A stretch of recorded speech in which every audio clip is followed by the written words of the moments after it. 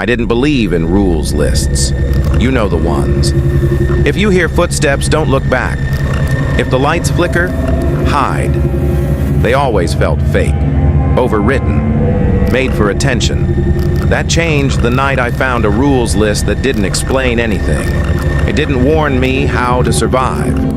It assumed I already knew what would happen if I failed. And the worst part? Every rule on the list had my handwriting. I live alone. No roommates, no pets, no nearby neighbors. Which is why the envelope on my kitchen table didn't make sense. No stamp, no address. Just my name written across the front in neat, careful letters. I stood there longer than I should have. Something about the envelope felt heavy. Not physically, mentally.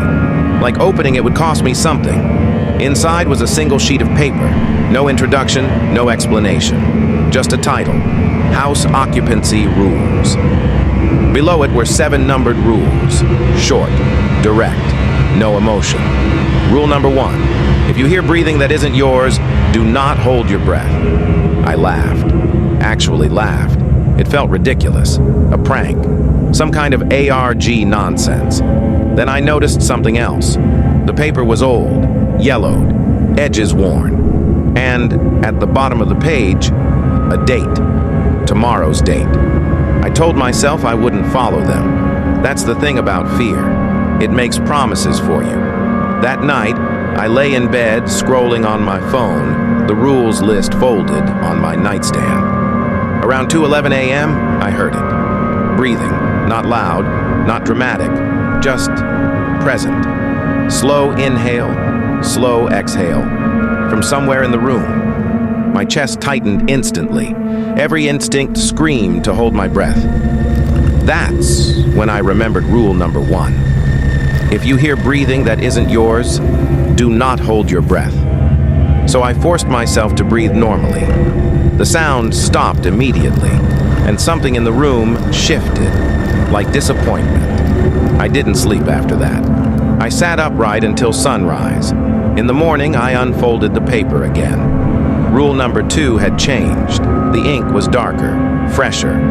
Rule number 2. Do not open any door after midnight unless you are certain you were the one who knocked. I checked every lock in the house. Front door, back door, bathroom, closet. Everything was secure. That night, at exactly 12:04 a.m., there was a knock.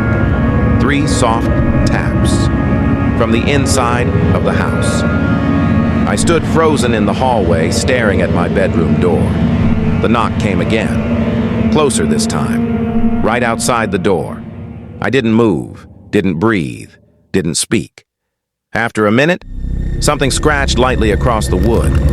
Then the footsteps moved away. Rule number 3 appeared the next morning.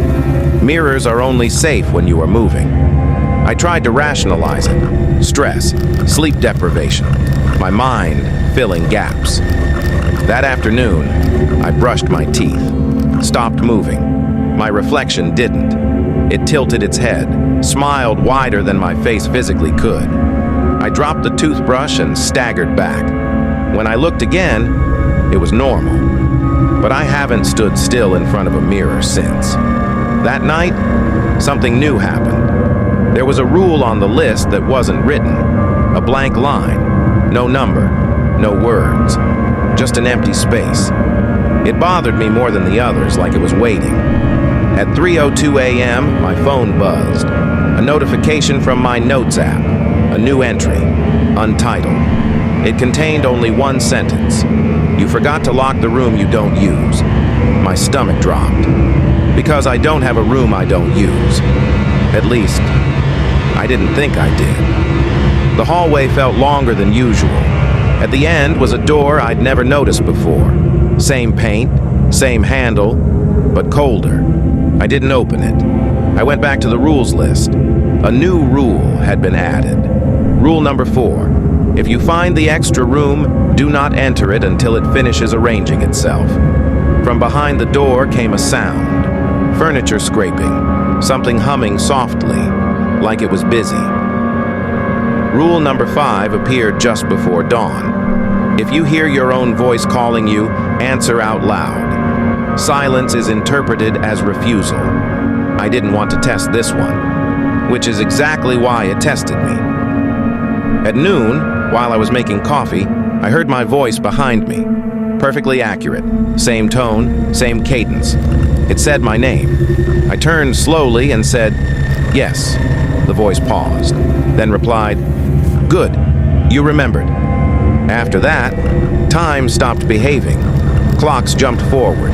Videos skipped frames. My phone battery drained while plugged in. The rules list grew longer.